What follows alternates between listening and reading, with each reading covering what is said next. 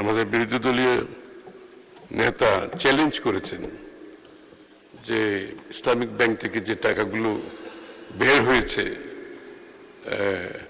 সেগুলোর প্রতিবাদে উনি চ্যালেঞ্জ করেছেন যে এখানে জামাত ইসলামের কোন রকমের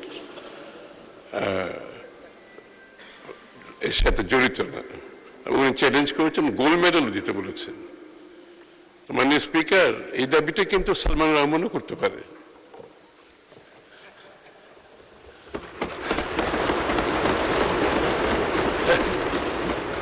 এই দাবিটা সালামও করতে পারে,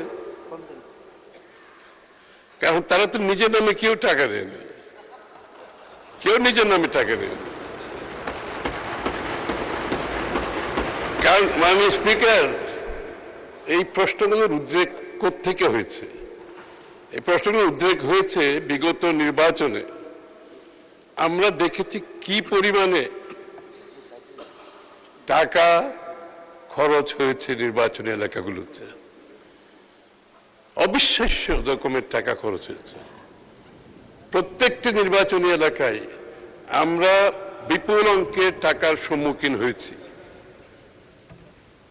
এমন এমন ক্যান্ডিডেট যাদের কোনো ব্যবসা নেই, বাণিজ্য নাই, বুঝলাম নির্বাচনী আইন ভায়োলেট করেও ব্যবসা বাণিজ্য থাকলে নিজের পয়সা খরচ করতেছে।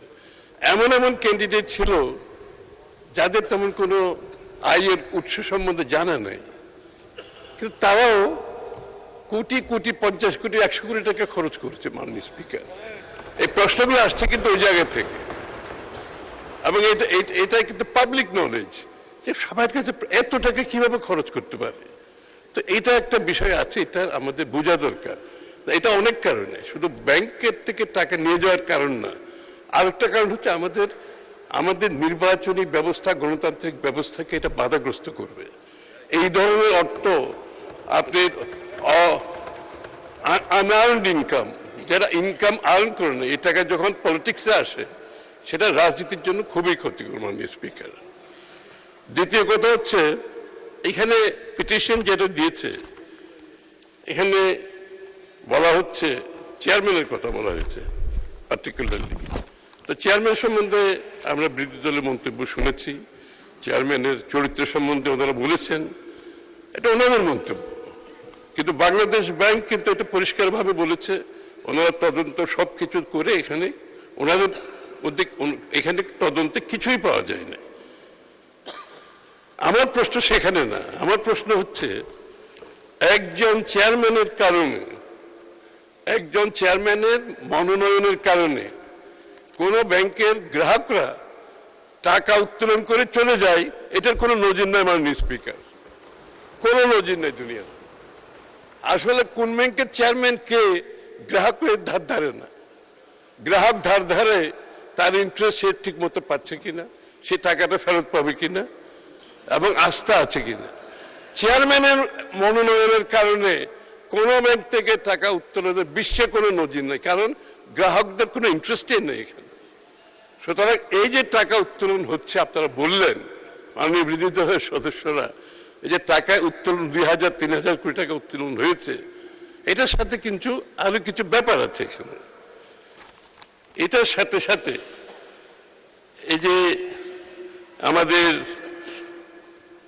ব্যাংকের ভিতরে বাইরে যে উগ্র মিছিল এবং কর্মসূচি গ্রহণ করা হয়েছে, ব্যাংকের ভিতরে এবং বাইরে উচ্ছৃঙ্খল উগ্রতার সাথে যে ধরনের প্রতিবাদ করা হয়েছে, এবং এটা এখনো অব্যাহত আছে, এটা হচ্ছে একটা দিক। এবং এটার সাথে সাথে যে আপনাদের যে মাননীয় বিরোধী দলের যে আশঙ্কা যে আপনারা প্রকাশ করছেন, এটা আমরা একটু যোগসূত্র দেখতে পাচ্ছি এখানে।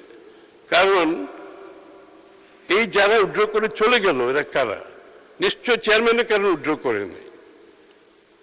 যারা উইথড্র করে চলে গেছে তারা বোধহয় এই ইসলামিক ব্যাংকটাকে বিপদে ফেলতে চাচ্ছে, এবং এর পেছনে কারো হাত আছে। আমরা বিশ্বাস করি কোন কোন শক্তির হাত আছে। তারা চায়, আসলে তারা ইসলামিক ব্যাংকের ফেল করতে চায়। ইসলামিক ব্যাংকটাকে তারা ফেল করে রাজনৈতিকভাবে ফায়দা উসুল করতে যাচ্ছে। এখানে ইসলামী ব্যাংকের ভালোর জন্য কেউ বলছে, আমি সেটা বিশ্বাস করতে চাই না মাননীয় স্পিকার। এইটাকে ফেল করাবে এবং রাজনৈতিকভাবে বলবে যে আর্থিক শৃঙ্খলা দেশে নষ্ট হয়ে গেছে। আমি একটা কথা পরিষ্কারভাবে বলতে চাই মাননীয় স্পিকার, বাংলাদেশ জাতীয়তাবাদী দল আমরা আর্থিক শৃঙ্খলায় বিশ্বাস করি এবং আমরা বিশ্বাস করি না আমরা যে কথাগুলো বলি আর্থিক শৃঙ্খলার কথা, আমরা যখন বলি ম্যাক্রো স্টেবিলিটির কথা, আমরা যখন বিনিয়োগের কথা বলি, আমরা কিন্তু কথাগুলো অক্ষরে অক্ষরে পালন করি। আপনি বিএনপির বিগত দিনের সরকারগুলোর ইতিহাস যদি আপনি দেখবেন, আর্থিক শৃঙ্খলা নিয়ে কোনো প্রশ্ন নাই, শেয়ার বাজার নিয়ে কোনো প্রশ্ন নাই, ম্যাক্রো ইকোনমিক স্টেবিলিটি সবসময় বিএনপির সময় সবচেয়ে সচল ছিল। সেই জায়গা থেকে তো আমরা সরে দাঁড়াই নাই, আমরা বলুন তো আরো ভালোর দিকে যাচ্ছে। এখন বাংলাদেশে আর্থিক শৃঙ্খলার প্রয়োজনীয়তা বিএনপির চেয়ে বেশি কেউ অনুধাবন করে না মাননীয় স্পিকার। এখানে মাননীয় স্পিকার ওনাদের পিটিশনে একটা জায়গা আমি আসছি, যে ওনারা বলছেন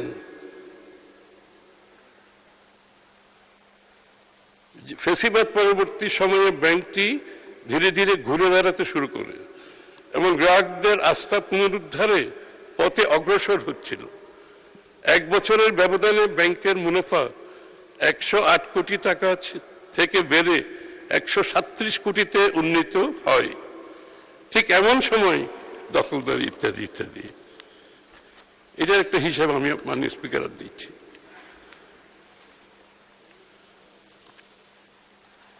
ব্যাংকটির ব্যবস্থাপনার স্বার্থে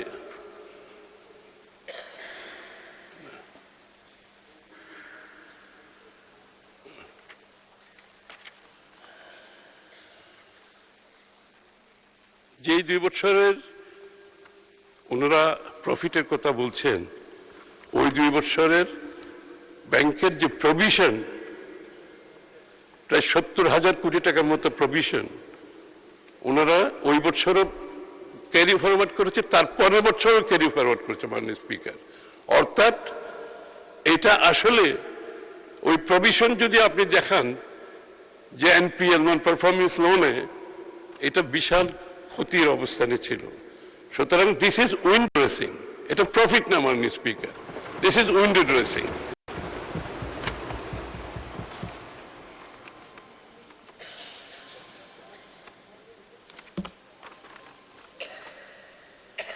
একজন বক্তা এখানে বলেছেন ইসলামিক ব্যাংক শুধুমাত্র একটা ব্যাংক নয়, এটা একটা ইকোসিস্টেম। সঠিকভাবে বলেছেন, ইট ইজ অ্যান ইকোসিস্টেম।